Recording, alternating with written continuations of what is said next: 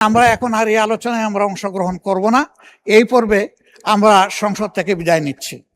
আমরা আবার ওয়াকআউট করছি। আমরা আবার যখন উপযুক্ত তখন ইনশাআল্লাহ আমরা আসব।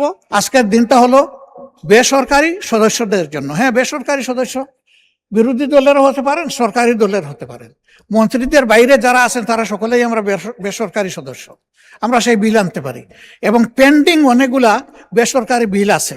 সেই বিলগুলো আজকে না এনে আমি মনে করি যে এখানে অধিকার ক্ষুণ্ণ করা হয়েছে এবং আজকে এখানে যেভাবে সরকারি বিল উত্থাপন করা হচ্ছে এটা বোধহয় কোনো ভালো নজির হবে না। হ্যাঁ, স্পিকারের জুরিসডিকশনের জায়গা থেকে যদি কিছু করার থাকে সেটা আমরা জেনে নেব, কিন্তু আমরা এটাই জানতাম যে বেসরকারি দিবসটা বেসরকারি সদস্যদের জন্য। এই সব কিছুতে আমরা দেখতে পাচ্ছি যে সংসদকে ঠেলে একতরফাভাবে এক পেশে করে নিয়ে যাওয়া হচ্ছে। আমরা নীতিগতভাবে এই ধরনের বিলে আমরা অংশগ্রহণ করতে চাচ্ছি না। আমরা আশঙ্কা করছি যে এর মাধ্যমে সংস্কারের যে মূল দাবি সেইটাকেই চাপা দেওয়া হবে। তা আমরা সেই চাপা দেওয়ার পক্ষে নাই।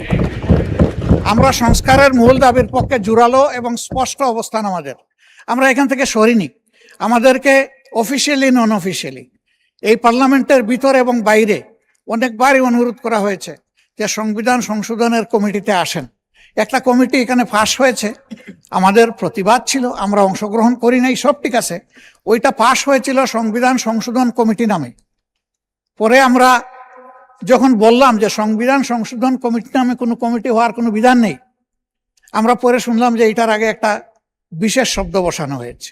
সেই বিশেষটা এখানে পাশ করা হয়েছে কিনা আমি জানি না। একটা কমিটি যদি আসলে এই হাউস থেকে পাশ করানো হয় তাহলে তার প্রত্যেকটি অক্ষরও এখান থেকে পাশ করাতে হবে। সেটা তো হয় না। ওইটার পক্ষে আমরা ছিলাম না, এটা বড় কথা না। আমি বলছি যে এখানে প্রসিডিওরটাও মেনটেন করা হয়নি। মাননীয় স্পিকার, এই সমস্ত বিষয় বিবেচনায় নিয়ে এখন যে বিষয়টা আপনি উত্থাপনের দিকে যাচ্ছেন, আমরা যেহেতু এই আলোচনায় বৃহৎ স্বার্থে আমরা পুরা সংস্কার চাই, আমরা গণভোটের বাস্তবায়ন চাই এবং আমরা এইভাবে খণ্ডিত কোনো প্রসেসের অংশ হতে চাই না। এই জন্য আমরা এখন আর এই আলোচনায় আমরা অংশগ্রহণ করব না। এই পর্বে আমরা সংসদ থেকে বিদায় নিচ্ছি। আমরা আবার ওয়াকআউট করছি। আমরা আবার যখন উপযুক্ত তখন ইনশাআল্লাহ আমরা আসব, অংশগ্রহণ করব, জনগণের পক্ষে কথা বলবো। 4টা নোটিশ আমরা জমা দিয়েছি। আমরা আশা করব সেই নোটিশগুলা জনস্বার্থে, জনদুর্ভোগ নিরসনের স্বার্থে সেই নোটিশগুলা আলোর মুখ দেখবে। এই সংসদে আলোচনার সুযোগ আমরা পাবো। মাননীয় স্পিকার, আমাকে সময় দেওয়ার জন্য আপনাকে ধন্যবাদ। আমরা এখন ওয়াকআউট করছি।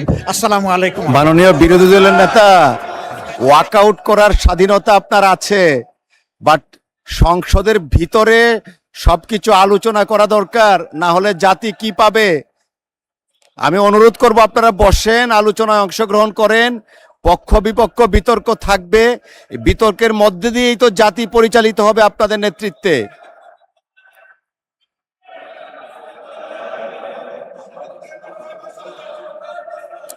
কি মাননীয় স্বরাষ্ট্রমন্ত্রী মহোদয় কিছু বলবেন?